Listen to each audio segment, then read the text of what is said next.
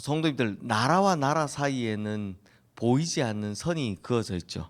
이걸 우리는 국경이라고 부릅니다.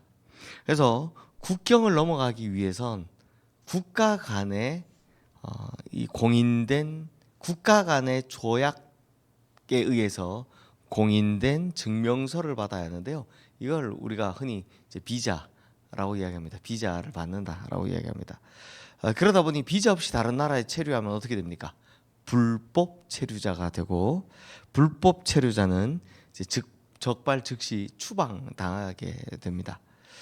그런데 성도님들, 재밌는 게 국가와 국가 사이에만 선이 있는 게 아니고, 이 보이지 않는 선이 있는 게 아니고, 사실은 개인과 개인 사이에도 보이지 않는 선이 존재합니다. 또 공동체와 공동체 사이, 혹은 공동체와 개인 사이에도 이런 보이지 않는 선이 존재합니다.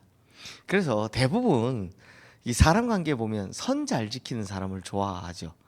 저 사람 선이 잘 지킨다라고 하죠. 그래서 반면에 이 선이 보이지 않는다고 해서 그냥 멋대로 넘나드는 사람, 혹은 선을 좀 쉽게 넘는 사람은 관계 가지기가 참 어렵습니다. 대부분 이런 사람들과의 관계는 좀 꺼려하는 편입니다.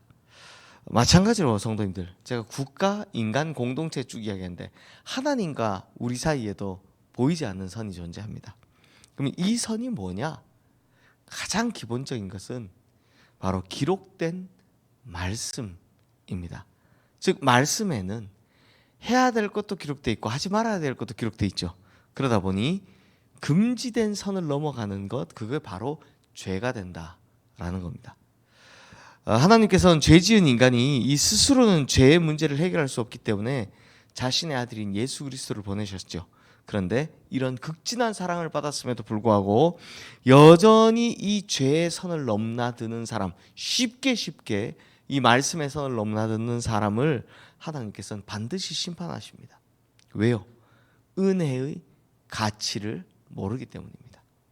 자, 성도들, 오늘 본문에서 사도 바울은요, 고린도 교회의 초대 목회자로서 개척 사역을 하면서 하나님께서 주신 말씀의 선 안에 머물렀다라고 하고요. 그리고 고린도 교인들에게 너희도 이 말씀의 선을 절대 넘어가지 마라 라고 권면을 합니다. 우리 6절 말씀 함께 읽겠습니다. 형제들아, 내가 너희를 위하여 이 일에 나와 아볼로를 들어서 본을 보였으니 이는 너희로 하여금 기록된 말씀 밖으로 넘어가지 말라 한 것을 우리에게서 배워 서로 대적하여 교만한 마음을 가지지 말게 하려 함이라. 자, 여기서 기록된 말씀 밖으로 나가지 말라라고 바울이 말하는 이유는 잘 아시다시피 고린도 교회 성도들은 지금 파벌로 나눠져 있기 때문입니다. 그래서 그들은 서로 대적하고 미워하죠. 어떤 이는 이 초대 목회자인 바울을 따르는 바울파, 또 어떤 이는 후임 목회자를 따르는 아볼로파, 그리고 소수파로는 게바파, 그리스도파, 하여튼 이렇게 나눠져서 서로 그냥 물어뜯기를 그치지 않는 겁니다. 하지만 하나님께서 잘 생각해 보십시오. 하나님께서는 교회 안에 당 짓고 서로 싸우라고 말씀하신 적이 있습니까? 그러신 적이 없습니다. 단 한 번도 없습니다. 즉 그들은 지금 뭘 넘어갔다? 말씀의 선을 넘어갔다라는 겁니다. 이 때문에 바울은 뭐라고 합니까? 기록된 말씀 밖으로 넘어가지 마라 라고 전하는 겁니다. 그러면서 바울은요, 하나님 앞에서 자기는 어떻게 살았는지, 또 어떤 자세로 복음 앞에 살았는지 증거를 합니다. 우리 1절 2절 말씀 함께 읽겠습니다. 사람이 마땅히 우리를 그리스도의 일꾼이요 하나님의 비밀을 맡은 자로 여길지어다. 그리고 맡은 자들에게 구할 것은 충성이니라. 자, 너무나 유명한 말씀이죠. 즉 바울은 충성했다. 그런데 누구 앞에서? 하나님 앞에서 충성했다라고 말합니다. 바울이 만약 사람 앞에서 충성했다면 고린도 교회 성도들 가운데 바울 따르는 사람이 있다라는 말에 바울이 굉장히 기뻤을 겁니다. 바울 선생님, 아직도 바울 선생님을 따르는 사람들이 이렇게 많습니다 라는 말에 바울은 되게 기분 좋았을 겁니다. 반대로 바울 선생님을 제끼고 아볼로를 좋아하는 사람이 있습니다, 게바를 좋아하는 사람이 있습니다 라고 듣는 순간 그 누군데? 걔 누군데? 라고 하면서 굉장히 기분 나빠했을 겁니다. 질투심도 느꼈겠죠. 하지만 바울은 그러지 않았습니다. 바울은 누구에게 충성했다고요? 하나님께만 충성했기 때문에 그냥 교회가 하나 되지 않고 분열되어 있는 걸 통탄하는 겁니다. 그러면서 이 말씀을 기록한 거죠. 맡은 자에게 구할 것은 충성이니라. 이 요즘 한국 교회 이 원로 목사님하고 지금 후임 목사님하고 싸우는 교회들마다 이 말씀을 그냥 이 말씀을 보면 되지 않나 싶습니다. 그냥 교회가 하나 되고 분열되지 않는 걸 하나님이 기뻐하시면 그거 해야 되는 겁니다. 그렇다면 성도님들, 우리는 어디에 충성하고 있는 자들입니까? 우리는요, 하나님 말씀에 충성하고 있습니까? 아니면 사람에 충성하고 있습니까? 그것도 아니면 물질에 충성하고 있습니까? 사람에게 충성하고 있다면 얼른 방향을 돌려서 하나님께 충성해야 하고요, 물질에 충성하고 있다면 즉시 엎드려서 회개하며 하나님 앞에 돌아가야 하는 겁니다. 성도님들, 사람은 우리가 어디에 충성하는지 잘 모릅니다. 근데 하나님은 아십니다. 우리의 마음과 생각을 통달하시며 우리의 모든 것을 알고 계시죠. 그러니 하나님을 속일 수는 없는 법입니다. 우리가 진정으로 하나님께 충성하고 있는지 하나님은 다 아시는 분이시니까요. 그래서 바울은 이 자신은 하나님께 충성하는 자이기 때문에 사람들의 그런 가머니스를 별로 신경 쓰지 않겠다라고 하는 겁니다. 자, 우리 3절 4절 말씀 함께 읽겠습니다. 너희에게나 다른 사람에게나 판단받는 것이 내게는 매우 작은 일이라. 나도 나를 판단하지 아니하노니 내가 자책할 아무것도 깨닫지 못하나 이로 말미암아 의롭다 함을 얻지 못하노라. 다만 나를 심판하실 이는 주시니라. 자, 바울은 자기가 목회자로서 자기를 판단하시는 이는 누구라고 합니까? 하나님. 그러니 내가 충성해야 될 분은 하나님 한 분이다 라고 이야기하는 겁니다. 사람들이 자기에 대해 판단하는 것에 대해서 더 이상 신경 쓰지 않겠다. 그건 작은 일이다라는 겁니다. 그러니 사람이 자기에게 어떤 판단을 하든 바울은 나는 내 심판은 하나님이 하실 거니까 나는 사람 신경 쓰지 않고 인기나 혹은 반대파에게 신경 쓰지 않고 오직 하나님께만 하나님 보시기에 충성하겠다라고 단언하고 있는 겁니다.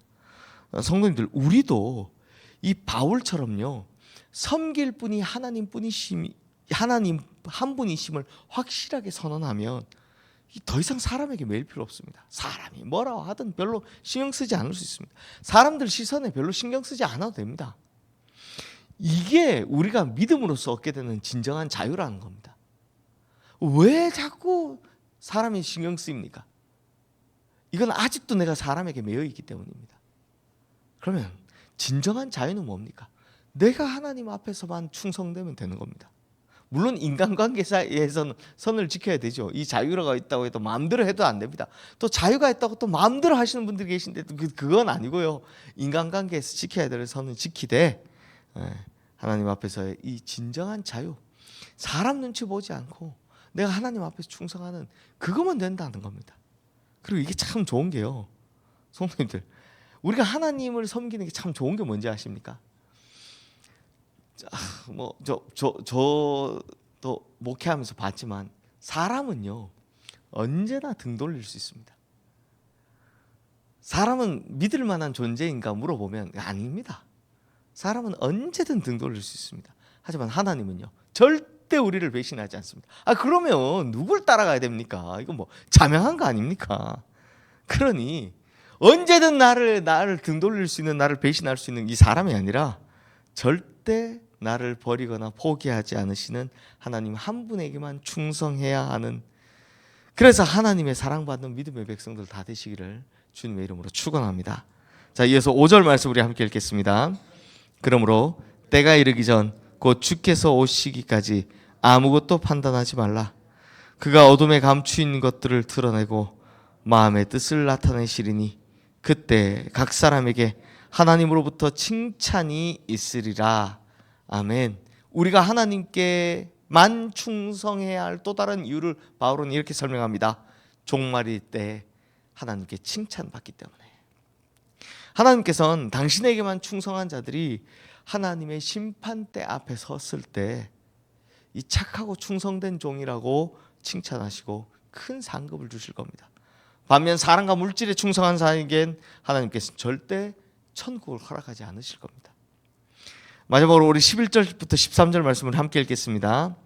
바로 이 시각까지 우리가 추리고 목마르며 헐벗고 매맞으며 정처가 없고 또 수고하여 친히 손으로 일을 하며 모욕을 당한즉 축복하고 박해를 받은즉 참고 비방을 받은즉 권면하니 우리가 지금까지 세상의 더러운 것과 만물의 찌꺼기 같이 되었도다. 자, 여기서 바울이 뭐라고 고백합니까? 자기가 하나님께 충성하면서 모욕을 당해도 축복하고 박해를 받아도 참고 비방을 받아도 권면했다라고 합니다. 그러다 보니 자기가 어떻게 됐다? 세상의 더러운 것과 만물의 찌꺼기 같이 됐다라고 이야기합니다. 쉽게 말하면 자기가 쓰레기 취급받는다라는 겁니다. 왜요? 모욕을 당해도 축복했더니 이게 자기한테 축복으로 돌아오는 게 아니라 어떤 취급받는다? 쓰레기 취급받는다. 박해를 받아도 참았더니 자기한테 축복으로 돌아오는 게 아니라 어떻게 되더라고요? 자기가 만물의 찌꺼기 취급받게 됐다. 비방을 받아도 권면하다 보니 자기가 세상에 더러운 것 취급받게 되었다는 겁니다. 우리는 보통 인과응보로 생각하잖아요. 그렇잖아요. 우리가 고통받을 때 참으면 결국 알아주겠지. 우리가 막 박해받을 때 참으면 축복하면 결국 그게 나한테 돌아오겠지. 이게 아니었다라는 겁니다. 세상에 더러운 것과 만물의 찌꺼기 같이 되었더라. 그런데요, 만물의 찌꺼기 같이 되어도 바울이 즐겁고 행복했던 이유가 뭘까요? 우리가 앞서 본 것처럼 이것이 종말의 날에 하나님께 칭찬받음을 위해 달려가는 길이기 때문입니다. 그래서 지금 바울은 뭐만 바라보고 있습니까? 사람에게 인정받는 것? 사람에게 축복받는 것? 아닙니다. 하나님께 칭찬받는 것. 이거 하나 보고 살아가는 겁니다. 하나님께 칭찬받는 거기 때문에 그걸 견디는 겁니다. 그래서 종말의 날에 우리가 가장 영광스럽고 영화롭게 될 것이기 때문에 그거 하나 보고 달려간다라는 겁니다. 그러니 우리 성도님들, 우리가 진정으로 충성해야 될 분이 누구입니까? 그리고 나는 지금까지 누구를 신경 쓰며 살아왔습니까? 무엇에 충성하며 살아왔습니까? 누구에게 충성하며 살아왔습니까? 하나님을 믿는 이유가 뭡니까 도대체? 다시 한번 되돌아보고 하나님 말씀에 선한에 거하며 하나님께 칭찬받는 것에 충성을 다하시는 우리 성도님들 되시기를 주님의 이름으로 축원합니다. 그러면 종말의 날에 우리는 큰 칭찬을 받고 큰 상급을 받으며 주님 나라에 당당히 들어가게 될 줄로 믿습니다. 이 시간 오늘 주신 말씀 기억하며 우리 함께 기도하겠습니다.